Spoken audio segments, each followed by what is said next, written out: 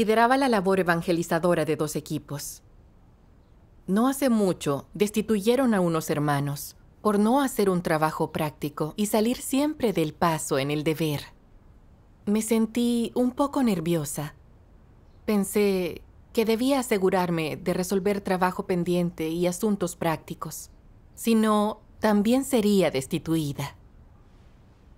Una vez en una reunión, la líder me preguntó: ¿has enseñado los principios a los hermanos y hermanas trasladados recientemente desde otras iglesias? Me tomó por sorpresa. Era un problema. Les acababa de hablar de nuestra forma de trabajo, no de los principios. ¿Qué debía decirle a la líder? Si decía que no se los enseñé, ¿creería que no hacía un trabajo práctico? Pero si le decía que se los había enseñado, no sería cierto. Me sentí culpable y tartamudeé. Y yo le dije: solo les he enseñado un poco en base a lo que les falta. La líder me respondió de inmediato: si no les compartes los principios, no tendrán un rumbo que seguir en el deber. ¿Lograrán buenos resultados así? Debemos centrarnos en cultivar a esos hermanos. Tenía razón. Cuando la líder me señaló mi problema, noté que me ruborizaba. Me preguntaba qué opinaría de mí después. Si pensaría que, como no realicé una tarea tan básica, no hacía un trabajo práctico.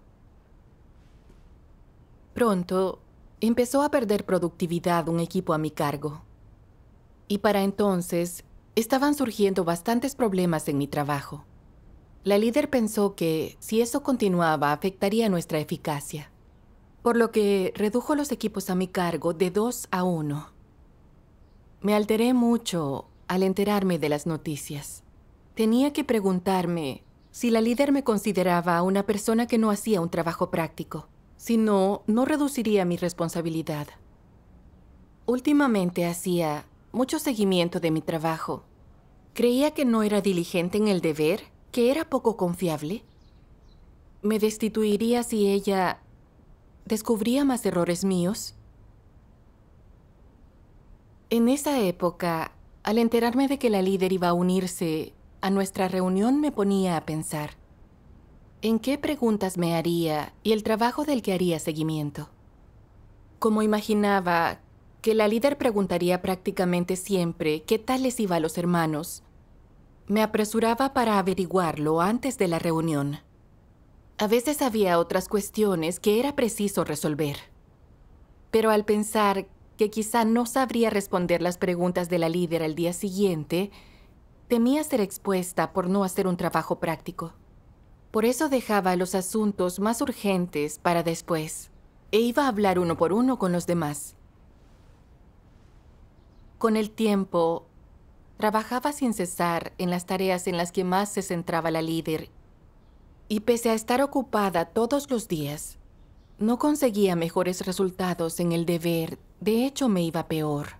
Eso es. ¿Cómo puede fructificar tu deber si solo haces las cosas para aparentar ante la líder? Sí, aún así no hacía introspección.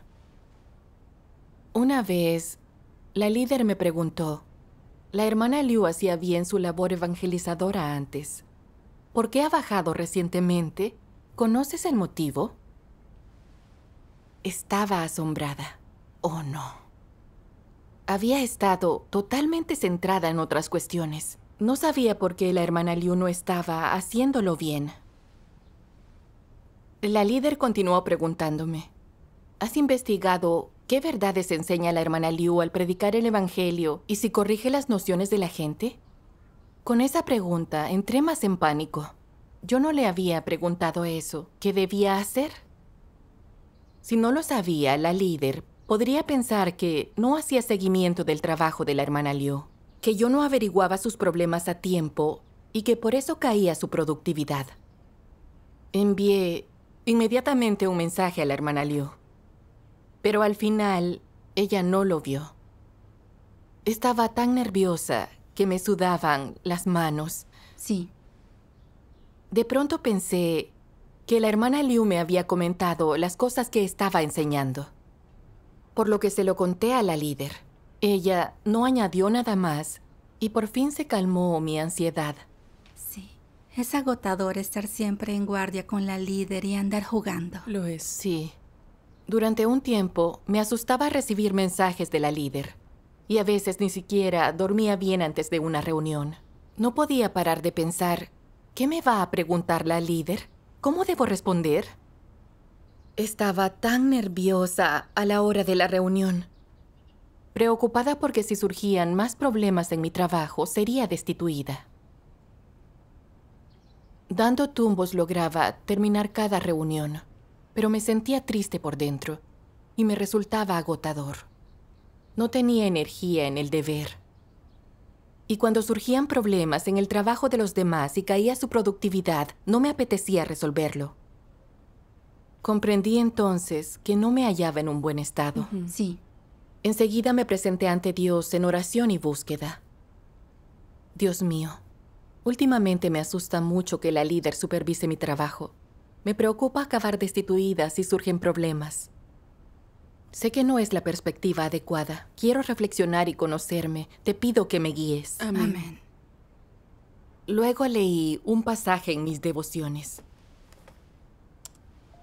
Dios Todopoderoso dice: algunas personas no creen que la casa de Dios pueda tratar con justicia a la gente. No creen que Dios reine en su casa, que la verdad reine en ella. Creen que, sea cual sea el deber que desempeñe una persona, si surge un inconveniente, la casa de Dios se encargará de esa persona inmediatamente, privándola de su posición para cumplir con ese deber, enviándola lejos, o incluso expulsándola de la iglesia. ¿Realmente es así como funcionan las cosas? Desde luego que no. La casa de Dios trata a cada persona según los principios de la verdad. Dios es justo en su tratamiento de cada persona. Él no se fija solo en cómo se comporta una persona en un solo caso. Mira la naturaleza y la esencia de una persona, su propósito, su actitud, y se fija en concreto en si una persona puede reflexionar sobre sí misma cuando comete un error, y si tiene remordimientos, y si puede penetrar en la esencia del problema a la luz de sus palabras, de manera que llegue a comprender la verdad, se aborrezca a sí misma y su arrepentimiento sea sincero. Dime, si alguien que ha cometido un error es capaz de comprender de verdad y está dispuesto a arrepentirse, ¿no le daría esa oportunidad la casa de Dios? A medida que el plan de gestión de 6,000 años de Dios se acerca a su fin, hay muchos deberes que deben cumplirse. Lo que da miedo es cuando las personas carecen de conciencia o de razón y son negligentes en su trabajo. Cuando han obtenido la oportunidad de cumplir con un deber, pero no saben atesorarlo, no buscan la verdad en lo más mínimo, dejando que pase el tiempo óptimo. Esto expone a las personas. Si eres sistemáticamente descuidado y superficial en el cumplimiento de tu deber, y no te sometes en absoluto cuando te enfrentas a la poda y el trato, ¿te utilizará aún la casa de Dios en el cumplimiento de un deber? En la casa de Dios, lo que reina es la verdad, no Satanás. Dios tiene la última palabra sobre todo. Es Él quien está haciendo la obra de salvar al hombre. Él quien está resolviendo los problemas. No hay necesidad de que analices lo que está bien y lo que está mal.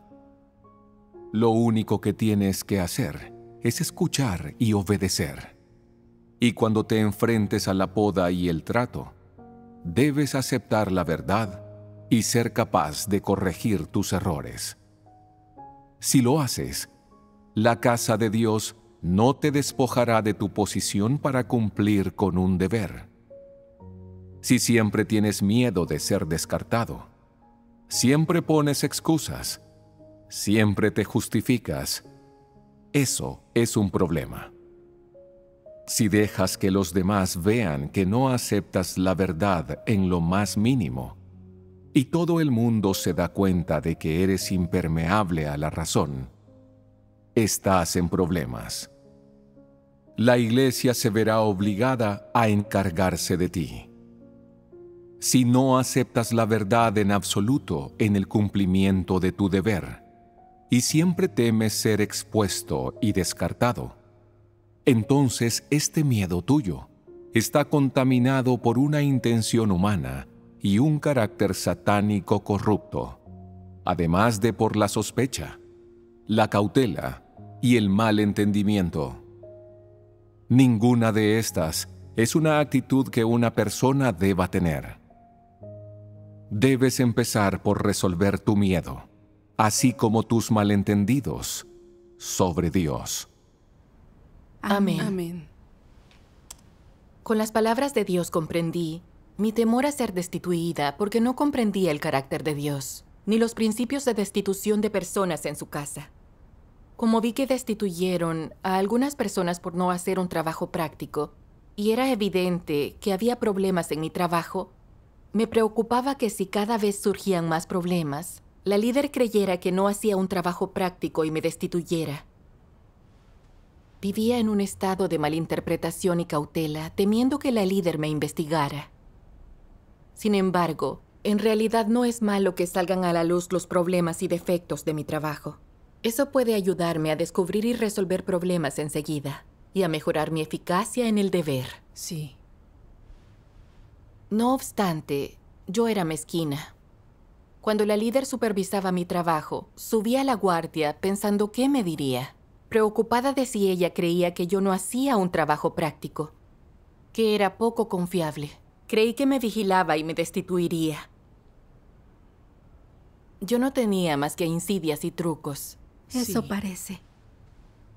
Existen principios que sirven para destituir a la gente en la iglesia. Nunca se destituye a nadie por un pequeño descuido, por cometer un error en el deber.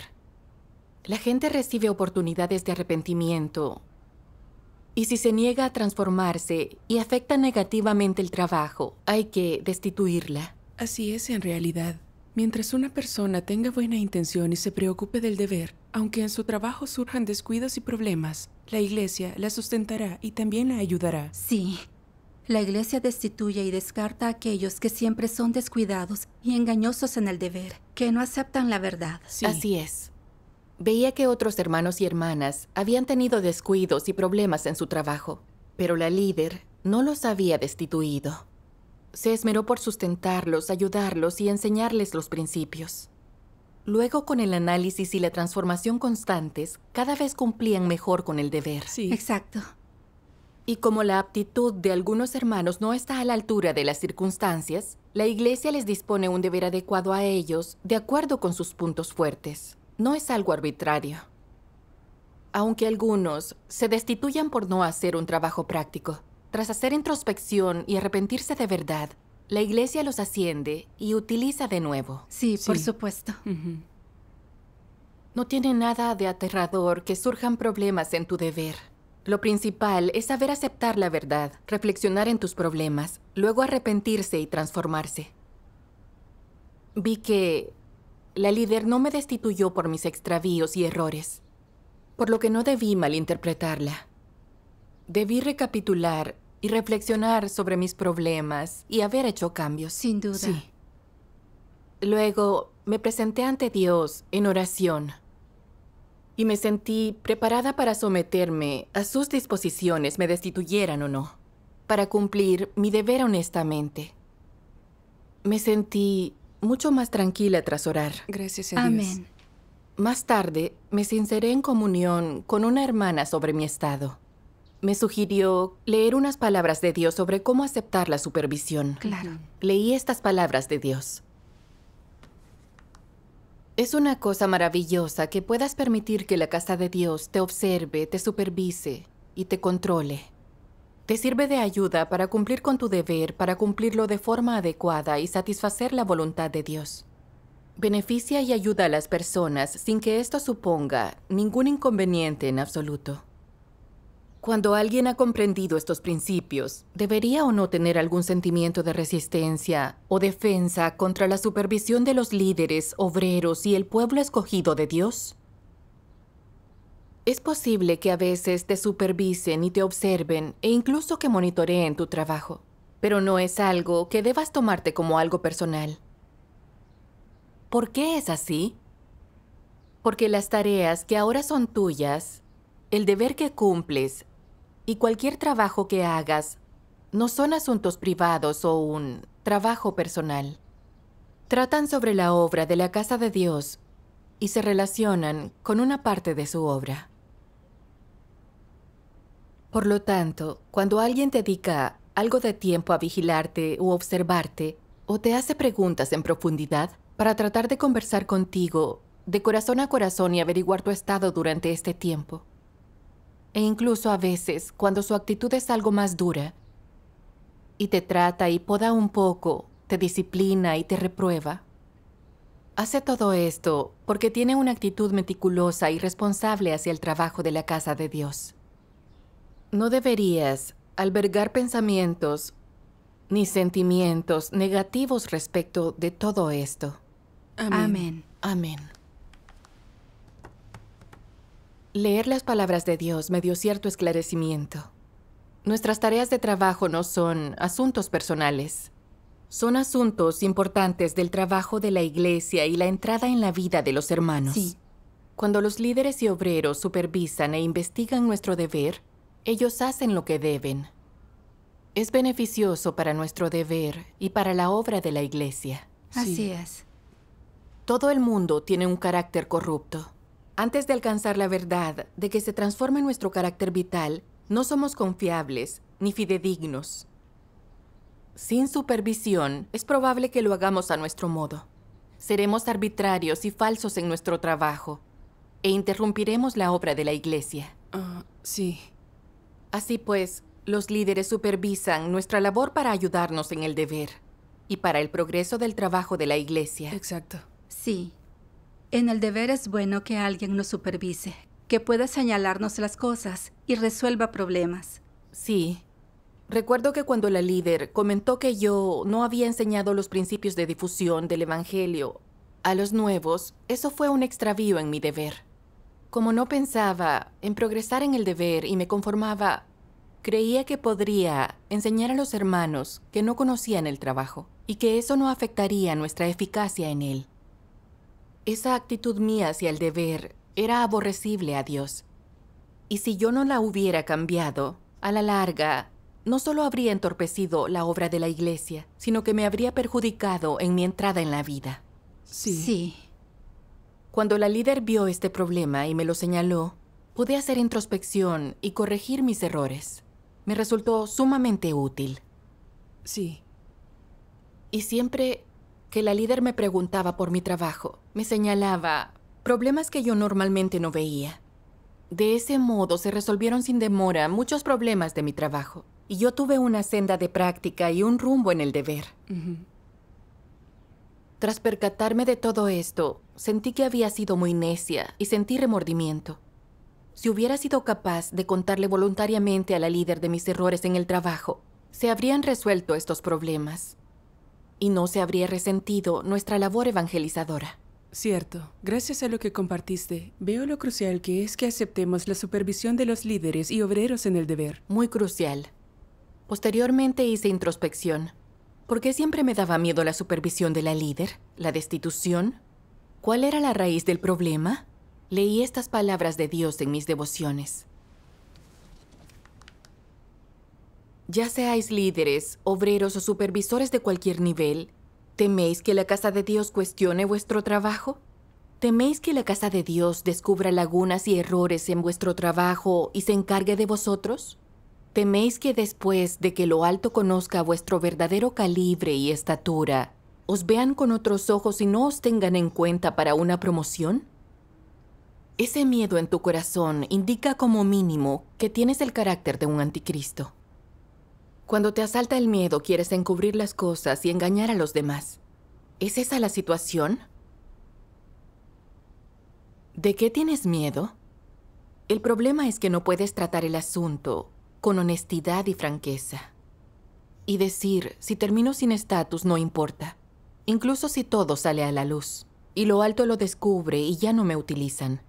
Tengo que explicar la situación con claridad. Tu miedo demuestra que amas tu estatus más que la verdad. ¿No es este el carácter de un anticristo? Apreciar el estatus por encima de todo es el carácter de un anticristo. Amén. Amén. Las palabras de Dios exponían por qué me daba miedo que la líder me supervisara. Yo estaba enamorada de mi estatus. Temía que la líder descubriera los problemas de mi deber, creyera que no hacía un trabajo práctico y me destituyera.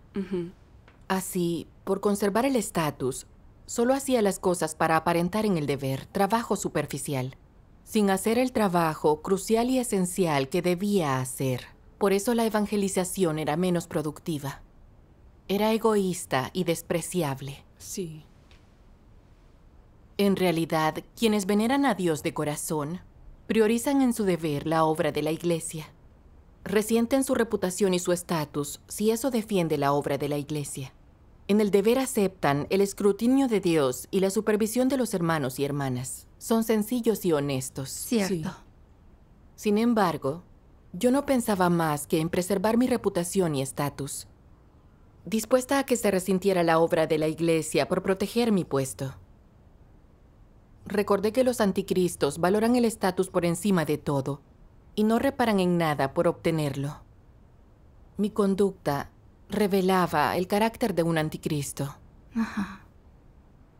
Cuanto más lo pensaba, más sentía que estaba demostrando ser de baja calaña, sin dignidad ni integridad. Estaba disgustada y anhelaba de todo corazón ser una persona recta y honorable. Entiendo. Eso te tranquiliza mentalmente y no tienes miedo a la supervisión de nadie. Sí. Así es. Recordé estas palabras de Dios. Para quienes aman la verdad, su opción es practicarla, ser gente honesta. Esta es la senda correcta, bendecida por Dios. Los que no aman la verdad, ¿qué es lo que deciden hacer? Defender su reputación, estatus, dignidad e integridad con mentiras.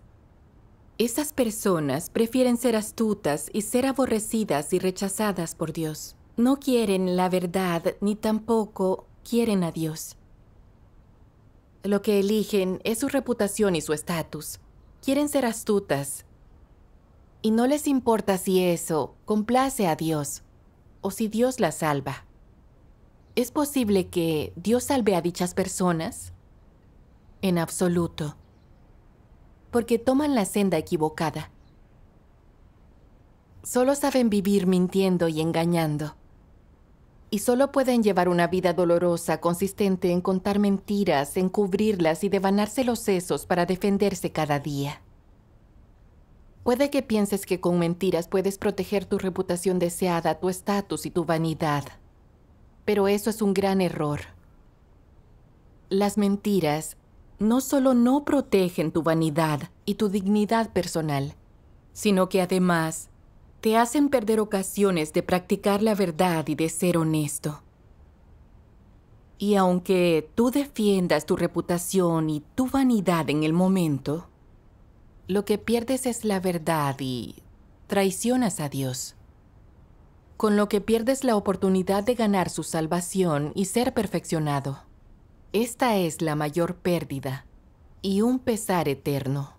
Amén. Amén. Amén. Sentí vergüenza cuando medité las palabras de Dios. Al depender de mentiras para preservar mi reputación y estatus, me creía muy inteligente, pero me estaba perdiendo la oportunidad de ser honesta y la de alcanzar la salvación y la verdad.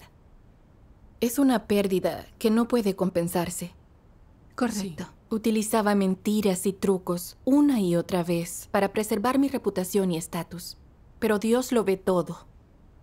Podría engañar a la gente un tiempo, pero nunca podría escapar al escrutinio de Dios. Pronto saldría a la luz que no hacía un trabajo práctico y que demoraba las cosas.